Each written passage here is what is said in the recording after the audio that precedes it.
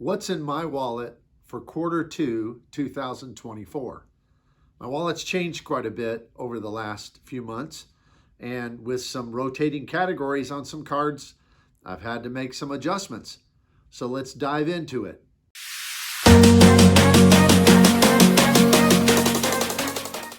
There are several cards in my wallet this quarter, as there are really in every quarter of the year, that are just basically for a single use.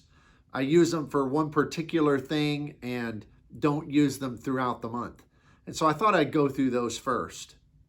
Of course, every single month, the first one that I use is the Bilt MasterCard on the first day of the month only. And when I do that, it's because they give those elevated multipliers. They double everything on the first day of the month. I'm a homeowner, I don't rent, so I can't use it for rent purposes, which is probably the card's great superpower. But it's a no annual fee card that gives 6 points on dining at the first day on rent day of every month. And so what I do is every rent day, I kind of figure where are the places I eat a lot. And we eat out quite a bit. You know, we don't have any kids at home, so we often both have jobs and we're going around, and I eat lunch out pretty much every day. So what I do is I go around town on that first day on my way into the office, and I stop by several places that I know I'll want to eat that month, and I buy a gift card. And then I just kind of put those bundled together and carry them with me throughout the month. So that gives me elevated multipliers and a whole lot of Bilt points every month, truthfully. So I'll spend like $100 or $150 on different gift cards, and I'll use those throughout the month, knowing that I got 6 points per dollar on that. Also, if I need estimated tax payments to be made, I'll try to do that on the first day of the month. That won't probably come up this next month, but that's what I try to do with it to get that 2x multiplier. And I love Bilt points because of their promotions that they often run, where they'll give a 100%, I'm silver with them, a 100% transfer bonus. So I can transfer out, it doesn't seem like a lot to have 10 or 15 or 20,000 points, but that turns into 20 or 30 or 40,000 points. So I love that Bilt card on the first day of every month. The second single-use card that I'll use this next month is the Hilton Aspire. Now, the reason that I'll use that card is because it gives a $50 airline credit every 3 months, $200 a year.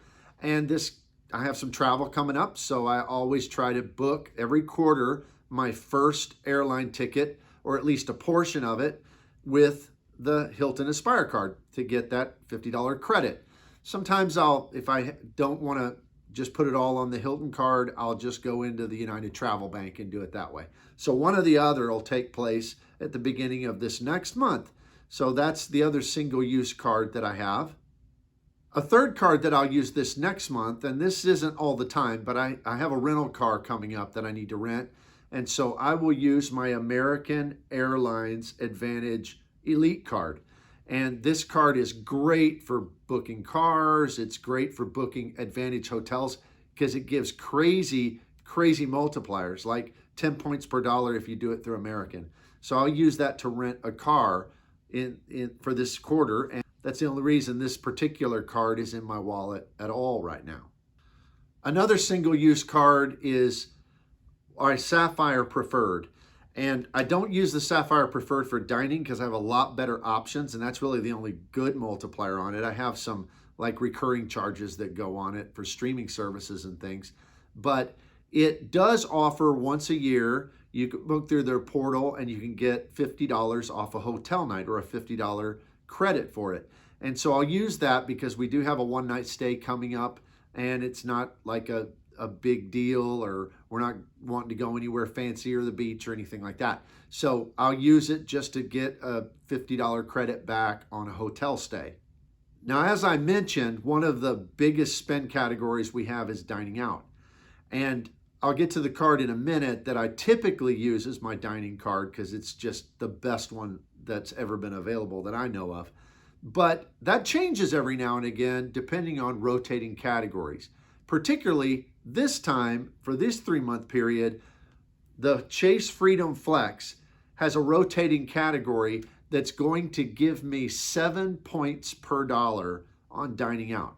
So anything that I don't do with the Bilt card on the first of the month, and you might say, yeah, but Bilt, that only gives you 6 points per dollar even on the first of the month. Yes, but with those 100% transfer deals that they have from time to time, that's even more valuable. So I'll use that, but then the rest of the time, I'll use the Chase Freedom Flex to get that 7 points per dollar. And what it is they give +4 bonus in those categories. And since it normally earns 3 points per dollar on dining, right now it's 7. So I'm going to try to use up all the $1,500 that's allowed to be used for those additional categories in the 3-month period. After I use up all that $1,500, and I'm also, by the way, using that for Amazon because that's another category for the Freedom Flex, 5 points per dollar on Amazon. So once I use up that $1,500 total, then I'm going to revert back to my standard dining card, which is the Citi Prestige card.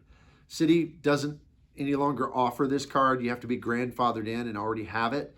But if you do, this card is it's a winner because it gives a 5 points per dollar on dining.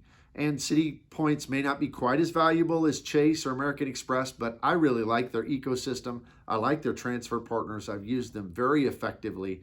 And so I love racking up that 5 points per dollar on dining. Now we get to the general spend category. Now, normally I'd have a gas category here, but I'm using the same card for that as I am for general spend. And that's because I'm trying before the end of June to get to the threshold that I need to get to in order to receive a free night certificate. And that is on the Hilton business card. Because when you spend $15,000, it used to be that you got a free night certificate. Now that's going away with the revamp of the card, but it's still available through the end of June this year. So I'm trying to ramp up my spend, all my general spends going on that card so that I can hopefully acquire in the next 2 months that free night certificate, and I'm pretty much on track to do so. The last card that stays in my wallet all the time is the Charles Schwab debit card. I like it because the banks I normally use are not located. I don't even have a branch in my town. I deposit checks online or have transfers into those accounts. And so if I need cash, I got to go by another bank's ATM. And the Charles Schwab bank card allows you to withdraw, and whatever fees that they charge at ATMs, you get that back for free at the end of the month. They recredit it back to your account. So it's like being able to use any bank like it's your own bank if you need cash. So I use it that way. Well, what are you using in your wallet this quarter? I'd be really curious to know. Make comments. If you think that I have a better option, then let me know in the comments below. Also, if you would, please, please, please hit that like button and especially subscribe to the channel. I'm trying to grow my viewership and I appreciate it. It doesn't cost you a thing. We'll see you here next time.